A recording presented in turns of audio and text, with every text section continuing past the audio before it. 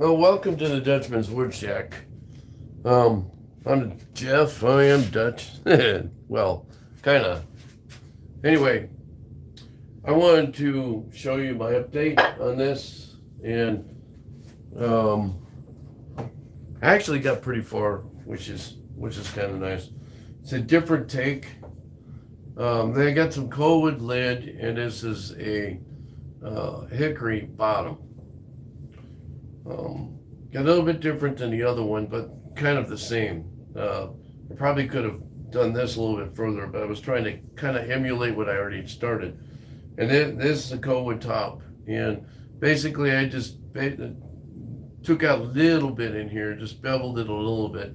I still have to do some sanding on it, and I thought it was kind of a interesting combination. As you can see, I layered it a little bit, so it's been same thing here. And I could probably do it just using one piece. This was 7/8 inch thick.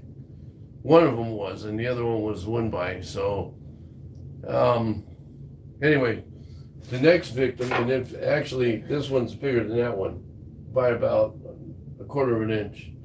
So this one here is the same as the other one.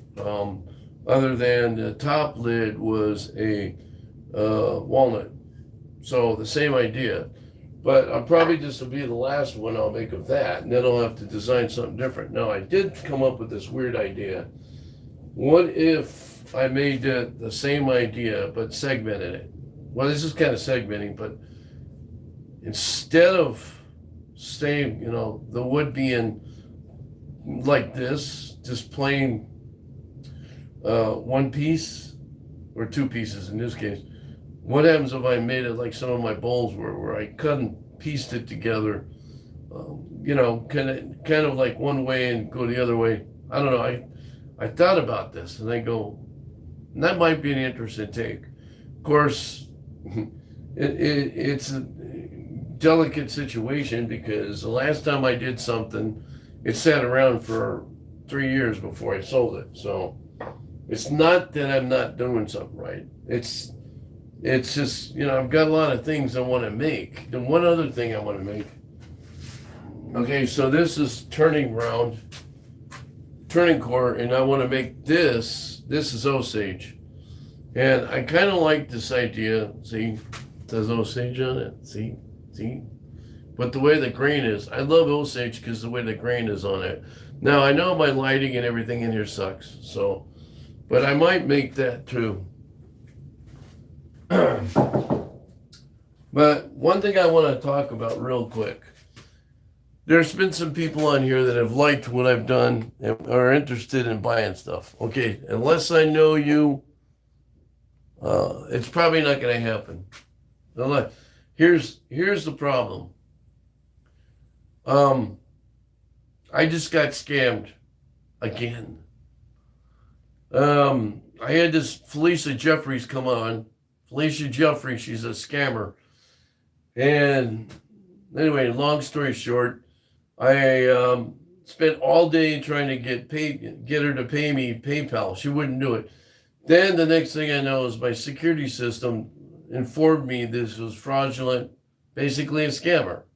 So this is why I don't ship anything, period.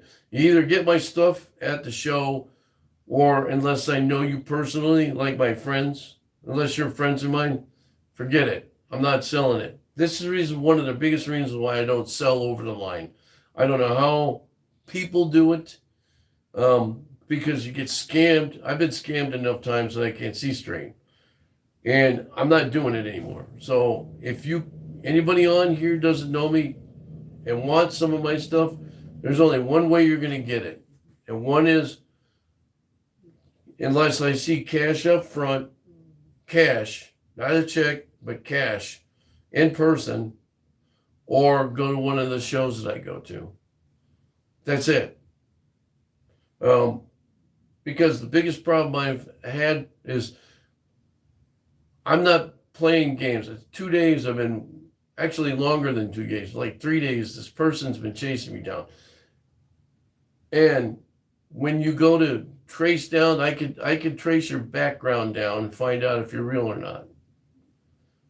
So, take it from me. If you're a professional, don't accept anything from anybody unless you know them.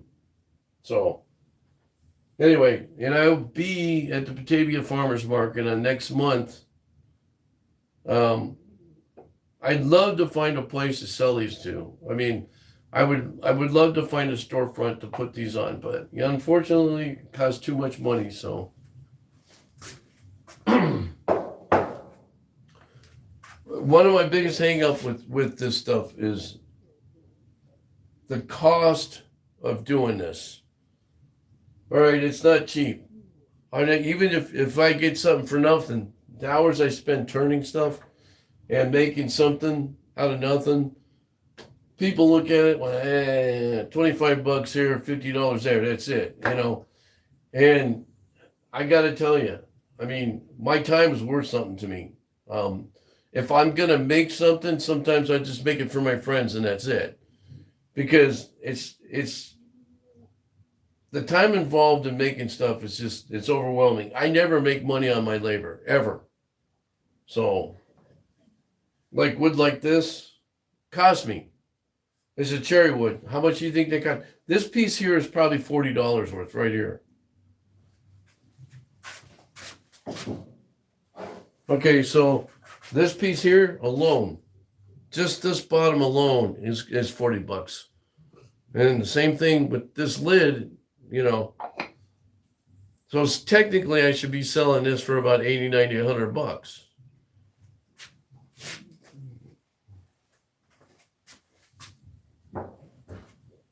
I just want to let people know up front that if you ask me about it, you give me a legitimate stuff,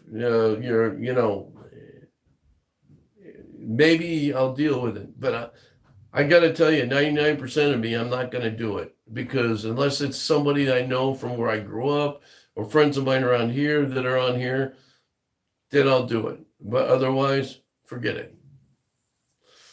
And if you like to watch and learn, I'd love to teach you.